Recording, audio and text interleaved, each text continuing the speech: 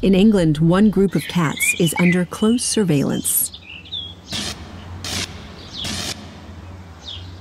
We want to know where they go when they're given their freedom, and what they do when they get there.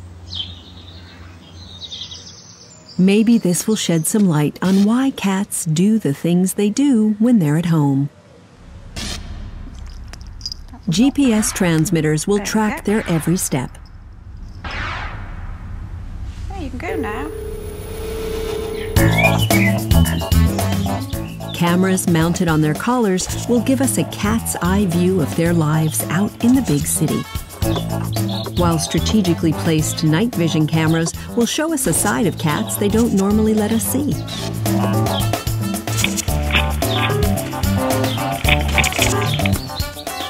Our first contestants are the not very bright Bootsy and his wily sister Jinxie. The kitty door has been in place for a while, and heading out on patrol is second nature to Jinxie. Bootsy? Not so much.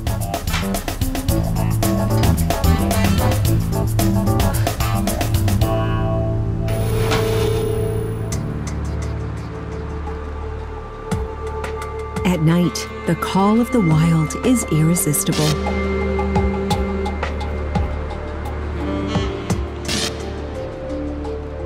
Like their wild cousins, they're hardwired to be nocturnal hunters. They may not even be hungry. It's just what they do.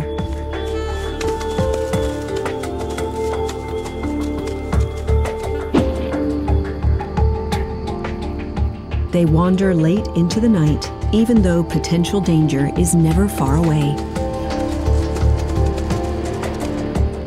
Prowling seems to come so naturally to cats, it's puzzling why they gave up their freedom to live with us in the first place. Let's take a little trip into house cat history.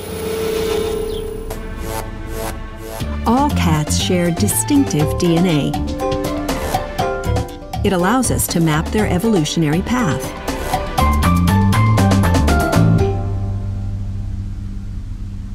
So the ancestor of the domestic cat can be identified by using genetic markers. We had to find DNA samples from cats from all over the world, and so we've gone to the Middle East and Asia and Africa, and then we genetically type them. The research points to one cat species as the common ancestor of all domestic cats, Felis sylvestris libica, the African wild cat. Looks familiar? That's because around 10,000 years ago, it happened to be the right cat in the right place at the right time. We think the domestic cat came from wild cats that were in the Near East, so in the area that we would consider the Fertile Crescent, which is Iraq and Turkey and Syria. And we think they domesticated there because that's when humans first became farmers. As we became farmers, we stored grain. In came mice, in came cats for a nice free meal. From there, it was just one small leap into the lap of some benevolent human. The domestication of the cat is quite different from most of our other domesticated species. They really kind of domesticated themselves. They kind of snuck in our back door, where I think really cats have probably trained us to be their caretakers.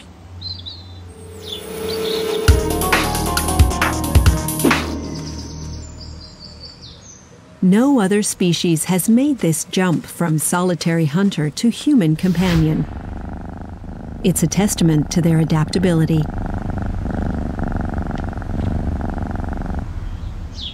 An animal that is really a hunter, but is prepared to be a scavenger, and they're also tolerant of us being around, and they're also tolerant of our habitat and all the noise that goes with it. That's the package. Put those three things together, they're successful. In short, they seem to actually like being around us. I think that it's underestimated how social cats are with each other, and so something about their psyche and something about our psyche has meshed, and that's where the bond comes from. Gentle. So now we know why wild cats gradually warmed up to people. And we know how they adapted to an environment and a role very different from what they were used to in nature.